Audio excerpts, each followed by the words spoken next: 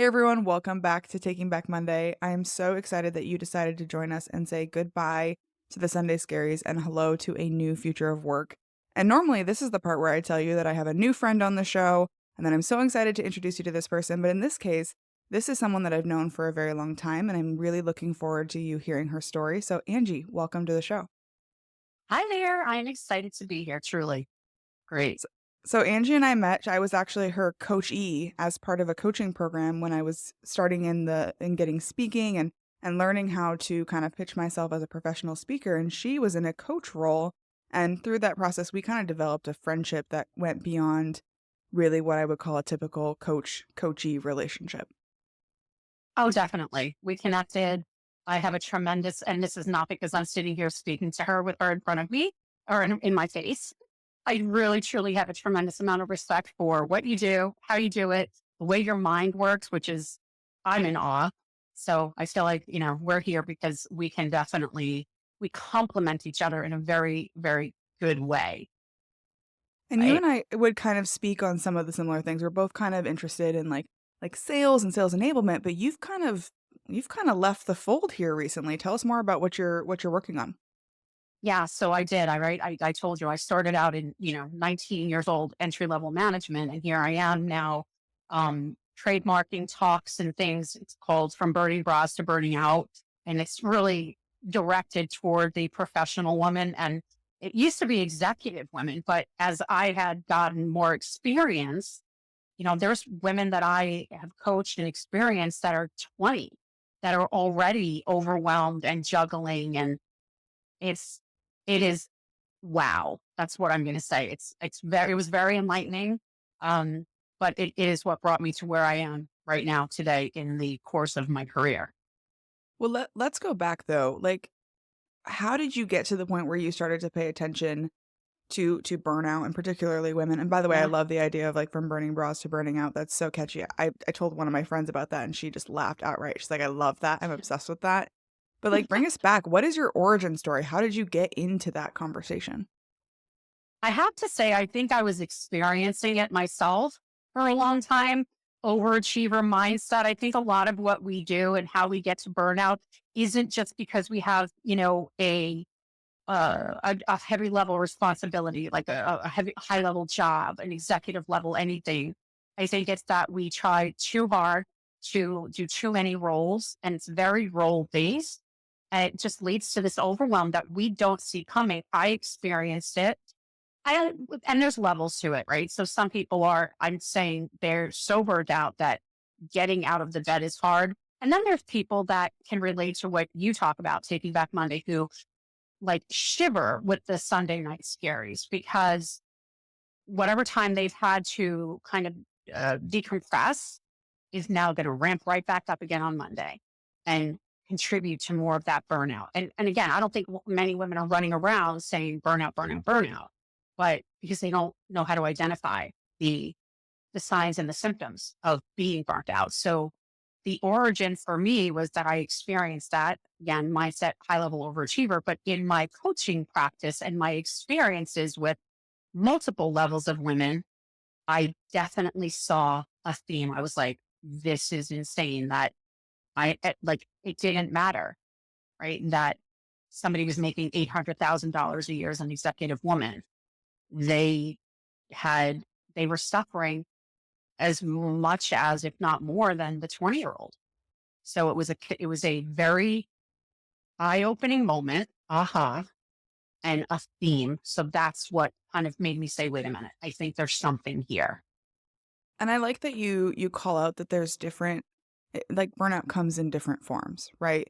So Mhm. when I look at Yeah. my own life, I pick a theme for the year, right? And this year's theme is focus. And when I was talking about what I wanted to be my theme this year, I kept coming back to this idea of like choosing myself first because I'm very much like a people pleaser and a giver. And sitting there saying like, okay, would the girl who does what's best for her and chooses herself first, would she work 14 hours a day or would she take an hour to go out to dinner with her family? And like having that mindset of choosing myself first because I don't know that I've experienced quote unquote burnout, mostly because I live my life like Icarus. I'm always too close to the sun. it feels like. And so I do so many things. I do so many things that I can't possibly burn out because there's no time to do that. Right. So I love that. I love that you acknowledge that the people pleaser, the overachiever, and that's really the key. The key factor is that when I start working with somebody, whether I'm doing a talk or a workshop or I'm coaching one on one, I ask people right out of the gate, do me a favor, make a list of all the roles that you play each day, that you step into each day. And I will tell you every single time they do not think about the role that they have with themselves. I get it. I was the same. And sometimes I do struggle because my inner overachiever will always be tagging along beside me. And I've just had to learn how to get away from that. You've heard me say one of the other phrases that I will really probably need to trademark or coin um, is healthy selfish. It is okay. We don't give ourselves permission. It doesn't feel right. We have been taught, or we have observed, or we have experienced this societal, especially for women. No offense to the men, because I know there's a lot of men who burn out because they have very societal expectations thrust upon them as well. But we have this belief that we need to be like the greatest mom, the greatest partner, the greatest executive, the greatest you fill in the blank without giving ourselves anything because we're taught that we're supposed to. And that's where the burning bras comes into this, right? Because this is actually I don't want to get all like, because I love this. I get a little nerdy about it. But if I'm doing my research, this is not something that I just said, oh, let me just kind of make something up. I've been back into the 1800s. Literally, there were women who had started this crusade against societal norms and gender like roles, so to speak. So this is not political. Just saying that right out of the gate. Got to put that disclaimer But out there. yes, because I don't want anybody coming at me. I'm just saying that there were roles and there were women who were way ahead of their time that started doing a lot of research. The burning bras is really just that space that we can all go back to and relate to, where there was this outward, like, we're going to go after this. We're not accepting Mhm. this. I hate to say this, but we didn't do ourselves any favors at that time. We're still fighting for equalities, in the professional space, but we're still raising children. We're still spouses. We're still sisters. We're still all the roles. So we're 24 hours in a day. We didn't change that. And here we are, struggling, most of us, to some degree. And So, I yeah, think that first thing that you said is awesome. there's a lot that comes to that, right? And I think for me, from my perspective, I, I love working. I love my job. I love building. Like I am the happiest when I am at my computer desk just because I love what I'm doing. I know that that is not the norm for 99.9% of people on the planet. So I think that it's about allowing yourself to have that choice. Like I pay for all kinds of convenience things 'cause I don't enjoy cooking and I don't enjoy shoveling snow and I don't Yep. enjoy, doing some of these things. And sometimes I just want to sit at my desk and work on what I'm working on and hyperfixate on whatever I'm interested in. But, Hmm. I'm making the choice to not be that gourmet mother who cooks homemade meals every time and being okay with the fact that I don't live up to that standard because I want to live up to this standard over here. But I think if you're not actively choosing to let some things go, there's no way you can possibly humanly do this. There, it's what happens, and that's a really great point, that you are healthily, and I use the word selfish because that's our perception, that if we do this, if there's something wrong and unselfish about it. But being selfish doesn't have to be negative. So I threw the word healthy in front of it and said, you really can. And that resonated. So when I ask women or people, what else could you do that's a healthy way of being selfish, which is just putting you first? I love how people will say to me, oh, yes, I know. I've heard the thing like put your own mask on if the plane's going down and you can't help anybody else unless you help yourself first. Okay, but nobody does anything about it. Or they do things and they feel like there's a fear of that they have to let go of something and lose something in order to. And that is why, like, I think there's a higher level of awareness now to burnout. Listen, it's a hot topic and it's Mhm. not going anywhere. I could probably retire out doing this for the rest of my professional days, right? But there is much more hyper awareness around it. And there are people who are taking more time for themselves, but they're still not choosing themselves. They still feel guilty about taking the time. You don't sound like you're that person. You're like, I know my limitations. I have no desire to be this. And here's a picture, right? Here's an illustration. If I were to illustrate myself for many of the women that I work with, she's got on an apron. She's holding a baby. She's got a briefcase at her side. She's stirring a pot of stew for dinner while holding a phone with one ear or an earbud. Like, I mean, obviously, things have changed in that illustration, but that's what she looked like. Um, yeah. So I learned that you're supposed to be all the things and you're supposed to be happy doing it and smiling while giving birth. I think there's a lot of what you touched on in there that really applies to this idea of taking back Monday, because the whole idea is that work doesn't have to be this thing that you hate, and that I always tell people, your leader has the ability and maybe even the mandate to create an environment, but that is maybe even as simply said as they have the choice to make that environment great for you, and you have the choice to arrange your life in a way that makes sense, and we all have to respect those choices that we make. Like, I don't expect my employees to be on their computers at 9:30 at night just because I am. I'm excited, I'm happy, I'm living where I am. I love the idea that you are at least giving yourself the opportunity to make a choice, because a lot of the choices that we make when we're younger are not from our own heart. So I would pose the question, like, who do you want to be when you grow up again?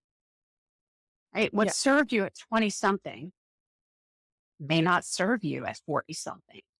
So which truth are you living in? Do you feel like you're, not living your best because you're really not?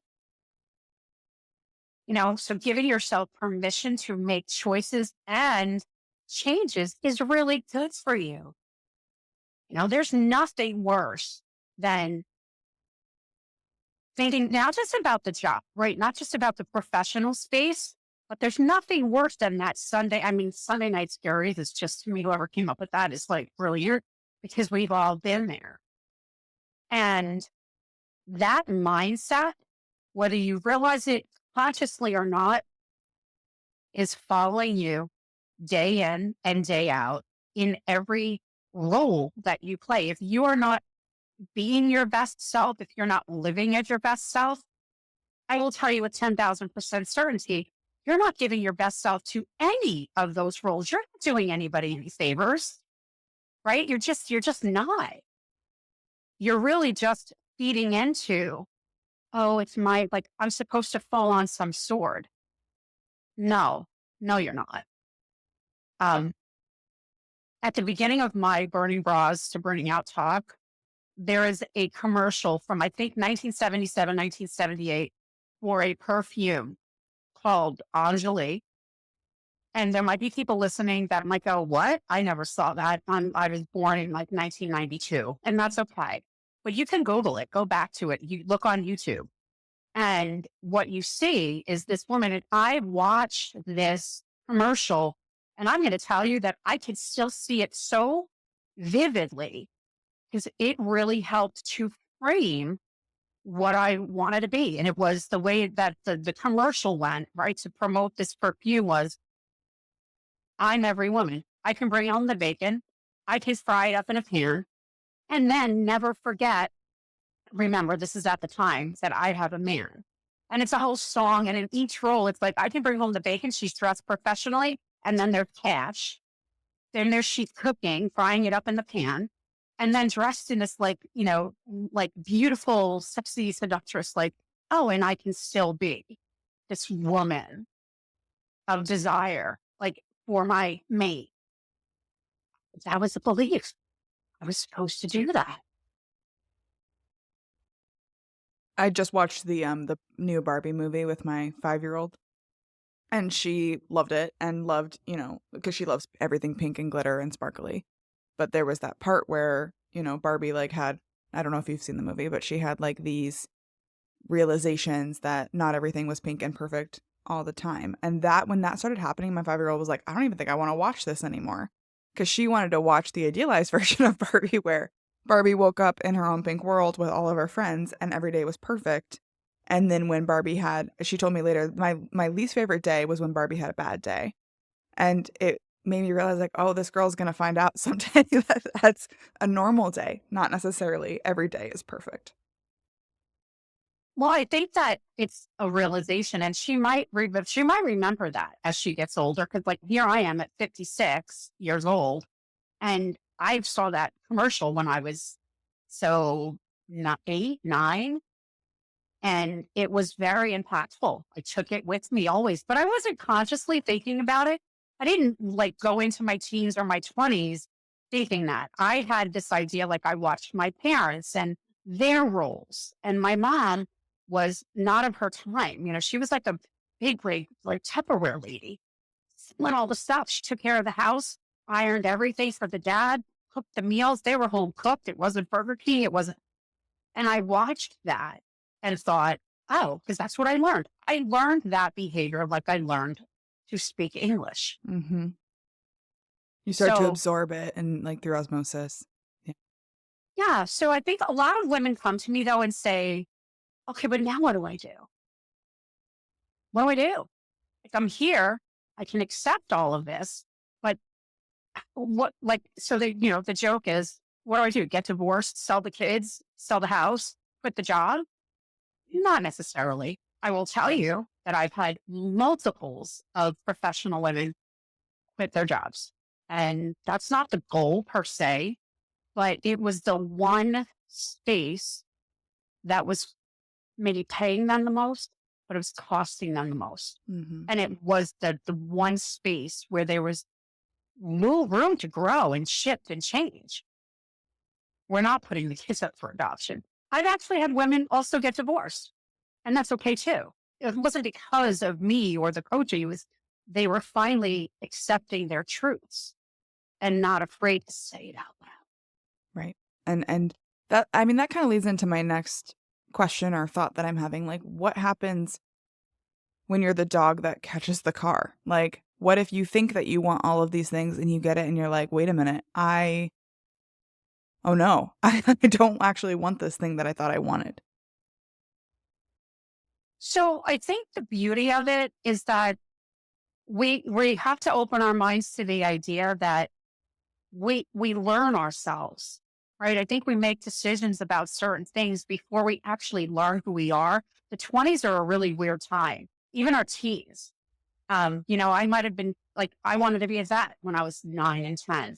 I don't want to be a vet now. It's a good thing I didn't do, but like so I think it's allowing yourself to be honest about how you feel. If who cares if it's not the right thing?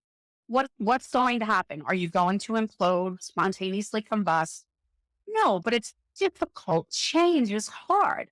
So we avoid it like the plague. We would rather sit in discomfort than not. I give this analogy to people, two of them. How long are you going to sit in the dirty diaper? That's a real, like, whoa. We'll go, what? Then there's like, how many of you drive? Most people drive. Have you ever had a detour? Yes. So did you turn off the car and sit there and wait for the detour to go away because you couldn't move any?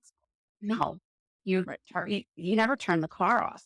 You just either followed the signs for the detour, or if you're like me, you think you know a better way, you just kind of make your own way out. But the bottom You make line your own is, detour.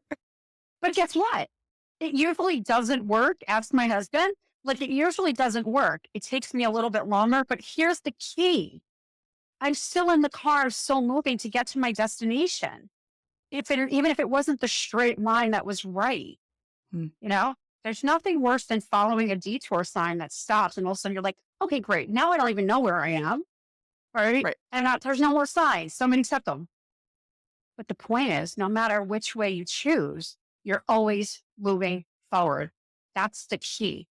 Everybody needs to stop looking for the exactedness, the exact space, the exact right answer. Perfection doesn't exist. And if we try to live into that, it is going to hold us back from any change that we would make that would bring us forward. It's huge. Right. There's no perfect time, there's no perfect way, there's no perfect strategy.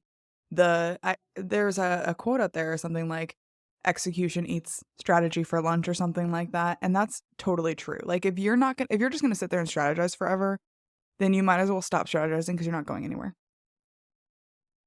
I think people rely on that because it makes them feel productive. It makes them feel like, and myself included, I've done that where, you know, it gives off that feeling of, well, I'm doing something about it, but I need to be very, meticulous in this decision because it's got so many outcomes that Right. could be There's so many negative. ramifications if I don't do it Yes, exactly perfect. Yeah. exactly. Yes. Yeah. Well, I think Angie, you and Um, I've learned that you and I can talk for about 1,000 hours. I But know. I do have a question for you. When you're thinking about, the incredible women that you've met or the people that you've had a chance to connect with, who is taking back Monday? Who is leading the charge? Everybody should be. I really think anybody who lives in multiple, I don't care if you're somebody who stays at home and raises children and that's your job and it's a big one, or you're the high level executive, male or female. Um, I think that everybody should give themselves the opportunity to take back Monday and really use that Sunday scary as the scaries as that gauge, the compass. Am I really living my best life? Do I have apprehension about my job, about my relationships, about anything in my life? Because if it's showing up and you're feeling it in your belly, because right, that is in your gut, then you know it's time to do something. Because think about the rest of your life. If you're 35 and you think I'm going to live until 85, could you really spend 50 more years feeling like that? That's scarier than making change. Yeah, I love that. And I think it's an important call to action of you really going to live this way for the next 50 years? Or are you just going to do one maybe painful change? But it could lead to a great 50 years as a follow on.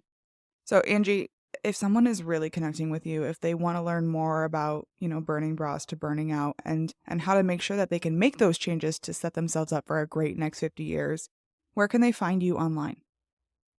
Go to my website, angiespeaks.com. Very easy to find me.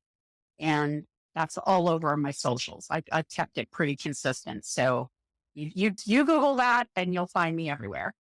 Awesome. Well, thank you so much, Angie, for taking back Monday with me. Awesome. I loved it. Thanks. Thanks for joining us on Taking Back Monday, where we say goodbye to the Sunday scaries and hello to meaningful and fulfilling work. If you enjoyed today's episode, let's connect on LinkedIn. I'd love to hear your thoughts. And if you found value here, share the podcast with your network. Don't forget to like, subscribe, and leave a review. It helps us inspire more leaders to join the movement. Until next time, let's take back Monday.